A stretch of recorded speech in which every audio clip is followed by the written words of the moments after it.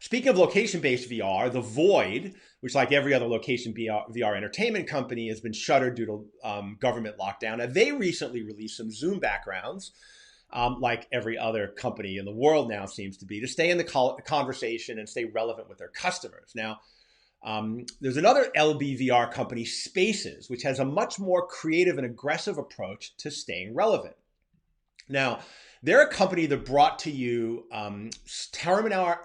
Terminator Salvation, which was a free roam 4-player VR system, backpack-based system. Now, in all honesty, they had two things really going for them that was different. One was the IP. Unfortunately, that couldn't really compete with Disney and Star Wars and Marvel that was being pumped out by the Void. The other thing that they had, which was really cool and really unique, was facial scanning and mapping tech. And what they did was they put the players, your face on the Terminator avatar.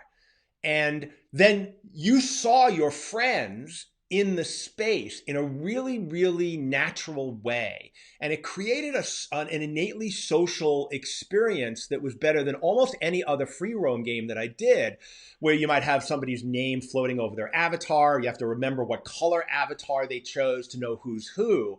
Seeing the face of your friend on an avatar makes it a lot more personal.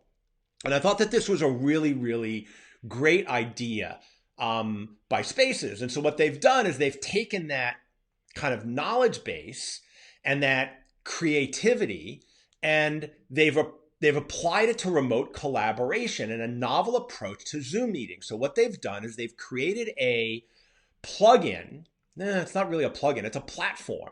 And you create an avatar, and it's a really good avatar. They're working with a company called Loom.ai, and they're Lumis. And you can actually get that app now on the App Store. And it's Lumi.ai, I think is the website, or Loom.ai.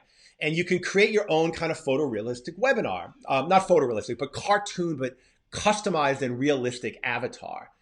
And then what they do is they allow you to present with that avatar in VR and plug into remote conferencing software like Zoom or Skype or Microsoft, whatever their meeting software is, Teams. And at first I thought it was kind of goofy, but then Brad Herman actually did a Zoom meeting with me from his Spaces app, and I thought it was fascinating, and I want to share some of it with you. I talked about like the birthday party thing. You know, we put this out there, and one of the things is sent this to a whole lot of arcade owners and said, look, you already have VR gear. Partner with some of your local birthday party entertainers. Let them use the VR gear and split the money on the parties, because people are hiring entertainers to do Zoom for these birthday parties.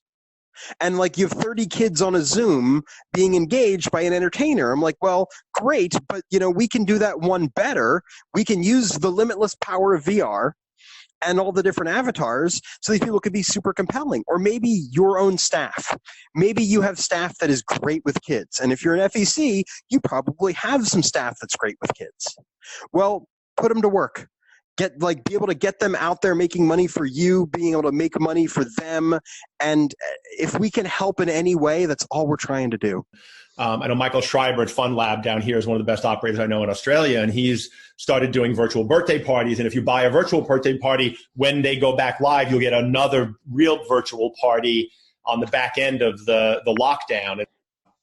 Great job pivoting, by the way.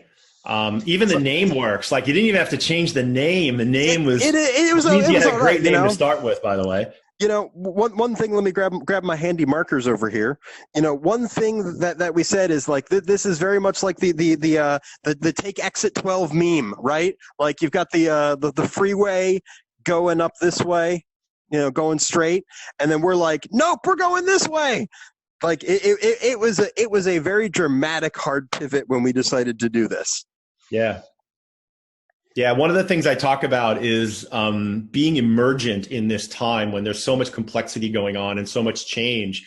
And you just have to be, you know, you have to trust your intuition, and you have to be willing to experiment and then measure and experiment and measure. And I think you guys are a great example of being emergent and allowing that to drive your strategy. And I'm so happy for you guys and proud of the work you're doing. It's freaking amazing. Well, thank you, Bob. We appreciate it. We hope that some of the arcade owners and operators out there can use the software if there's a way for them to use it for these remote birthday parties and help them out. If there's a way they can even use the whiteboard for collaboration with their teams and brainstorming how they're going to solve problems. If they can and we help a little bit, then it makes it worth it for us.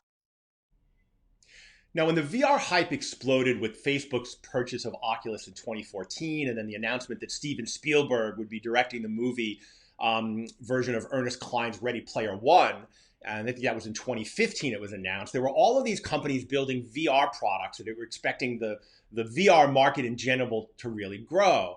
But VR was a technology looking for a problem to solve. And so when the market didn't develop, they all pivoted to location-based entertainment, which was really the only place where there was a lot of commercial action taking place. And the end result was there was an overcrowded market and over 100 companies vying for a slice of what turned out to be a fairly small pie. Now that location-based VR is frozen for a while, I'm sure we're going to see other companies and developers pivoting back into the consumer and enterprise markets now that, thanks to coronavirus, VR has some real problems to solve.